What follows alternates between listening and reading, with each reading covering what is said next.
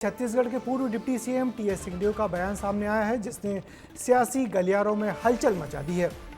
महासमुंद में एनएचएम कर्मियों की हड़ताल के दौरान उन्होंने जो कहा उसे कांग्रेस की 2023 की हार से जोड़कर देखा जाने लगा है। वहीं बयान के बाद बीजेपी और कांग्रेस में आरोप प्रत्यारोप का एक नया दौर शुरू हो गया। देखिए ये रिपोर्ट। चुनाव घोषणा पत्र में हमने जिन बातों को रखा था उनको हम नहीं कर पाए। टीएस सिंहदेव जो अपनी सधी हुई बातों और बेबाकी के लिए जाने जाते हैं, उन्होंने फिर एक बार कांग्रेस की हार की जड़ सभी के सामने रख दी।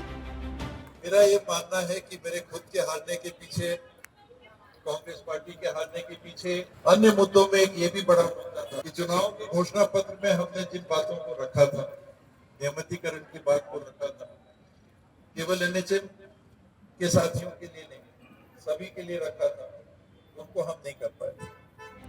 टीएस सिंहदेव ने ये बयान एनएचएम कर्मियों के सामने दिया। पूरा मामला क्या है, जरा गौर से समझें।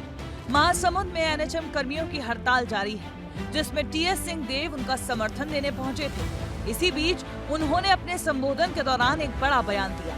कहा कि 2018 में कांग्रेस ने एनएचएम कर्मियों से वादा किया था। नियमितीकरण का वादा नहीं पूरा करने के कारण 2023 में कांग्रेस को करारी हार का सामना करना पड़ा।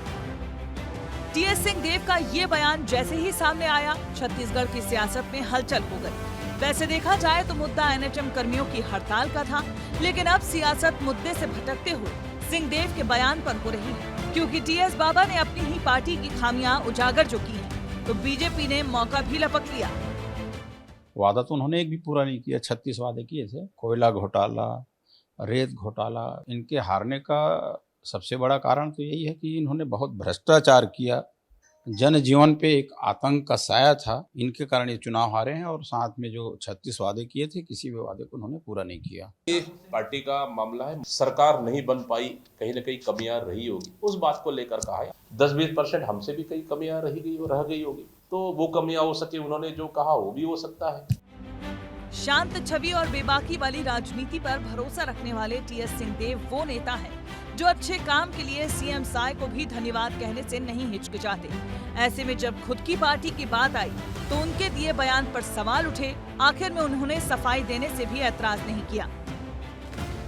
हमने घोषणा पत्र में ये कहा था कि हम इन कर्मचारियों को नियमित करेंगे और भरपूर प्रयास हुए, लेकिन हमको सफलता कांग्रेस के 5 साल के शासनकाल में नहीं मिली।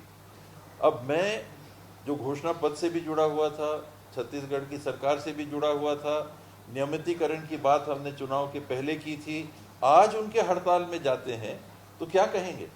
वो तो कहेंगे कि आपने भी तो कहा था कि हम नियमित करेंगे। तो जब हमने खुद कहा था नियमित करेंगे और नहीं कर पाए, तो उस बात पे तो हमको कहना पड़ेगा। अब स्थिति ये है कि एक तरफ एनएचएम कर्मियों की हड़ताल से जनता की तकलीफें बढ़ रही हैं, वहीं दूसरी तरफ सियासी बयानबाजी ने मुद्दे को और उलझा दिया है। सवाल ये है कि क्या ये सियासी बखेड़ा एनएचएम कर्मियों की मांगों को पूरा कर पाएगा या फिर ये सिर्फ 2023 की हार की याद ताजा करने का बहाना बनकर रह जाएगा। विस्तार न्यूज के लिए रायपुर से खोमन साहू की रिपोर्ट।